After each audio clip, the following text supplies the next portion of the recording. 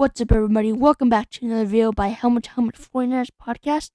I am your host, JT, that's me, and my host is my dad. What's up, Niner Nation? And first, don't forget to like. And subscribe. Today we'll be doing the top five best acquisitions for the 49ers. So let's start 5. All right. 5. Number 5. So this is acquisitions for anything, coaching, players, Drafts. anything like that. Drafts, everything. Trades. So for us, and trades too. Very good. You're right.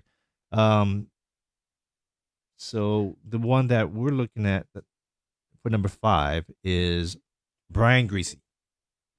I think he was a great acquisition signing in the offseason. There was some question marks about why we hired him because he never did any quarterback coaching before. He was coming from the booth and he was doing some TV work. So we're like, okay, kind of like John Lynch. But was he going to help? Well, he has no experience doing what he was hired to do. So there was some questions about whether Shanahan made the right choice in hiring him, a guy with no experience, to take over and groom Lance. It's like hiring Jeff Saturday. Yeah, like that, exactly. So sometimes it works out. This time, it works out for many different reasons. Okay, so 1, Lance. Okay, he developed, I guess, but we didn't get to see much.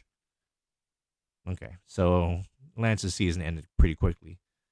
Next thing would be Jimmy Garoppolo. Did he play better? Yes, he did. He played his best football, and I would say it's because Brian Griese helped him out, and he threw a bunch less interceptions than he did before. Jimmy G played his best game, best football with us in this season during that span. On the other hand too, Brian Griese also helped Brock Purdy, of course. I mean, Brock Purdy is great already, because he had great practices and he would put in the work, After study. After practice, exactly.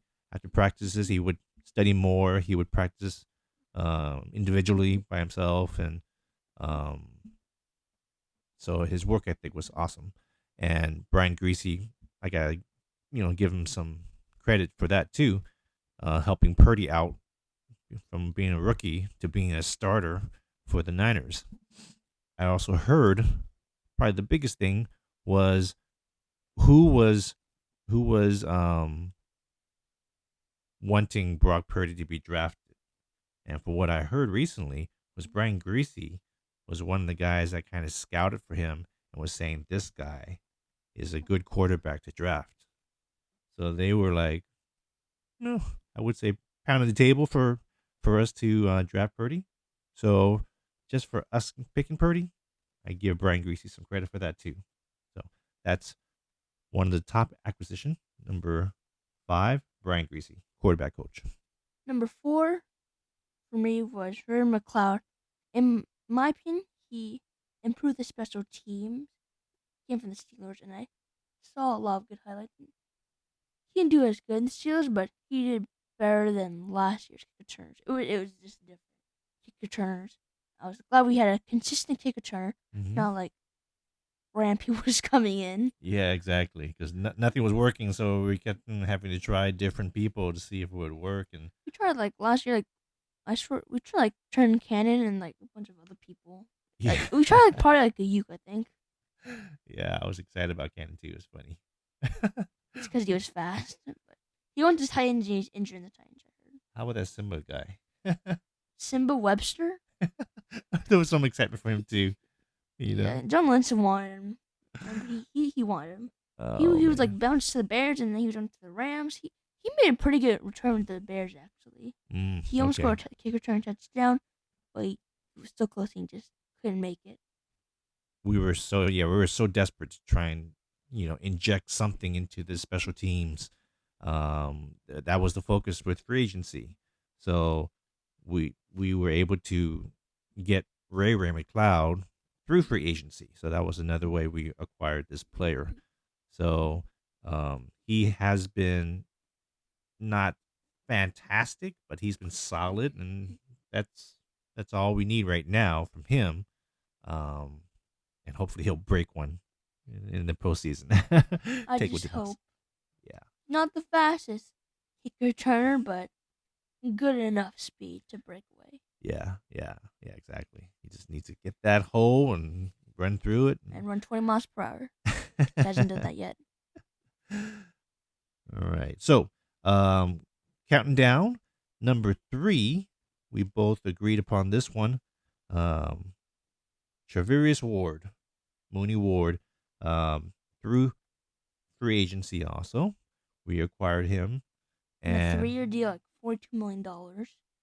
Which seemed like a lot, but in the whole scheme of things, it wasn't that much.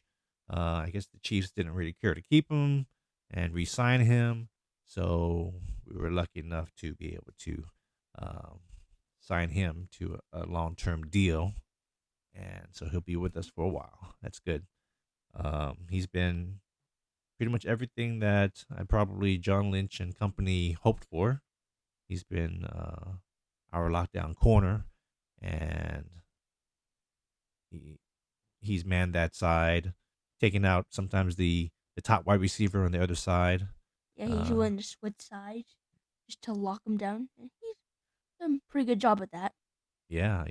I remember when Richard Sherman was our number 1 guy, but he was a certain side type of cornerback. He did not follow the man. So it's nice to have your top corner and be able to take out their best receiver. I like that. Very happy that we got him.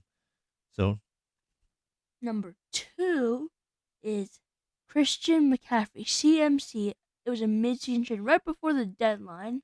Oh man, my mind was blown when I heard that we had traded for him. That was the biggest and trade. Guess what? The first person who told me that was my sister, and she's not really interested in football, and she told me that. And I had to go on 49ers to official it. Yeah, to officially double check that news, because. And then the first thing I saw on the 49ers web zone was Christian McCaffrey, and my mind was really worried. And sure enough, it said 49ers trade for Christian McCaffrey. And then later we found out how much we gave up, and right now it looks to be worth it. Yeah. You and I are love the NFL draft, so we've already given up a lot for Trey Lance, and then we give up a lot for CMC. Our draft hearts were kind of breaking when we heard that what we gave up, but we were excited. I mean, I loved him in the draft. I wish we would have gotten him there, but we got him in the end. We got him. And I can't wait until the late 3rd round to see who we get for our first draft pick. You talking about? Yep, we're probably gonna draft another running back from Clemson, and then we're not gonna use them. Oh God. Maybe some speedster wide receiver in the 3rd round or something.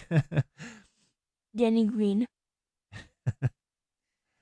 Yeah. So yeah, that trade was the biggest trade of the season. I would say, in NFL. But little bias to the draft, the most important draft pick was the last pick in the entire draft. Pick number 262, Mr. Irrelevant. Mr. Relevant now. Yes. Is Brock Purdy. That is our top acquisition for this year. Yes. Think of what happened. We probably would have kept Jimmy G still. It would have been Nate Suffield in our hands. We would probably lose every single game. Quite possibly. I mean, you don't know what would have happened if Jimmy G did not sign, but Nate Suffield was in the running to be our backup. Or Now, one of the backups. even if Jimmy G signed or did not sign, he would have started no matter what. Brock Purdy looked really good, I thought, in the preseason, right? Well, he did show some flashes of skills.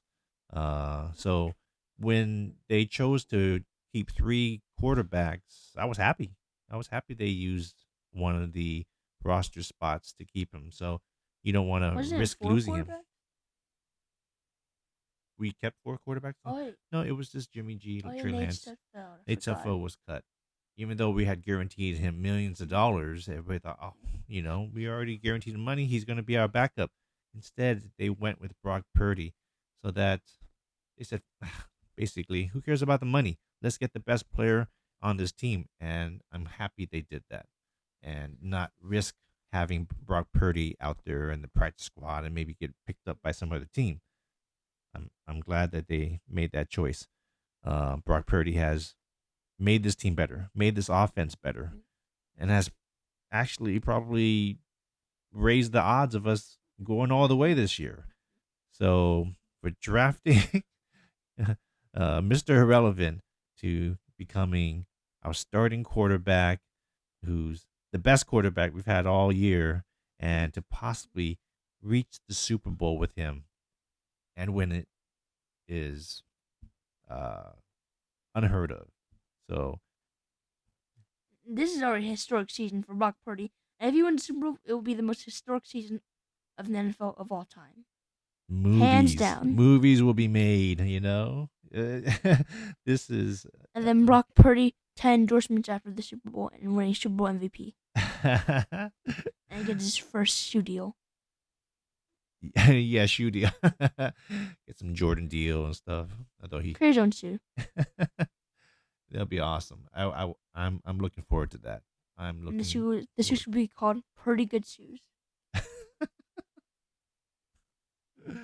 Oh, the puns never end. Even when he wins the Super Bowl. So those are our top 5 acquisitions. We're always looking for comments. What do you guys think out there about our list? Who would you add? Who would you take out? Who do you like? Who do you don't? Let us know.